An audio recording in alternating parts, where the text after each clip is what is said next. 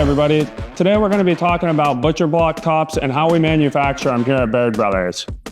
Here in a few moments, we're going to actually go out onto the shop floor and talk with the guys and show you step by step how they're manufactured. So the first step to producing a butcher block top would be gathering the material and gluing it in an RF glue press. So guys, now we're out here on the shop floor. I'm standing here with Jason Hoops. Jason, how long have you been with us? 14 years. So Jason's a very good employee of ours. He's actually the one gluing up and making all the butcher block tops. Jason, will you explain to everybody what we're about to do here on this first step? We already have the material prepped and ready to go. So we'll fire things up and put some glue on it and glue it together. All right, so Jason, roughly how long did you have to leave this in the glue press to glue it up? About 1.5 to 2 minutes. Okay, and after it is glued up and it comes out of the press, how long will you let that top sit before we do any other machining or milling on it? At least 24 hours. Now, Jason, once the top goes into the press, exactly what is that press doing to cure the glue and press the top together and all that? Well, what happens is the lid comes down and puts pressure down. Then the side pushes in and locks everything together. And then it uses electric to dry the moisture out of the glue. After the top has been glued and the glue has had time to dry, we'll then take the top to a planer, run it through the planer and get it to a rough size, roughly 60 thousandths over the finished thickness of the top. Now we're over here at the planer. What's the next step? What are we gonna do here? We're gonna run this through the planer and bring it to the thickness we want. Real close.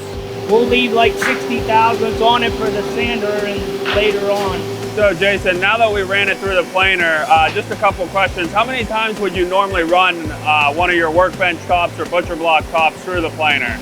Most of the time we just have the material sized so that we run it one pass, but the planer's also doing the top and the bottom at the same time as it's coming through. Okay, and then as far as this machine's concerned, ability to do different thicknesses and things of that nature?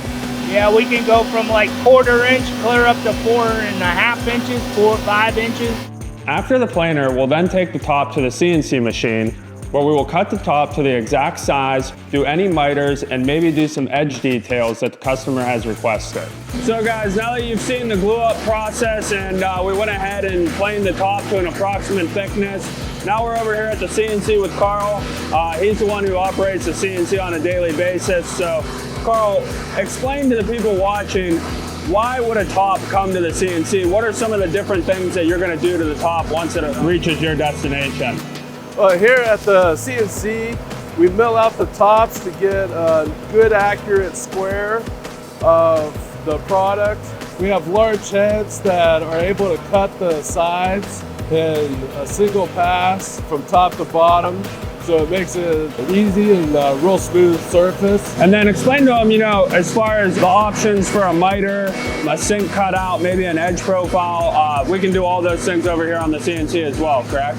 Yes, where we can drill the holes for the festals underneath, so that way it can help draw the countertops together so they get a real good pull together and tight fit.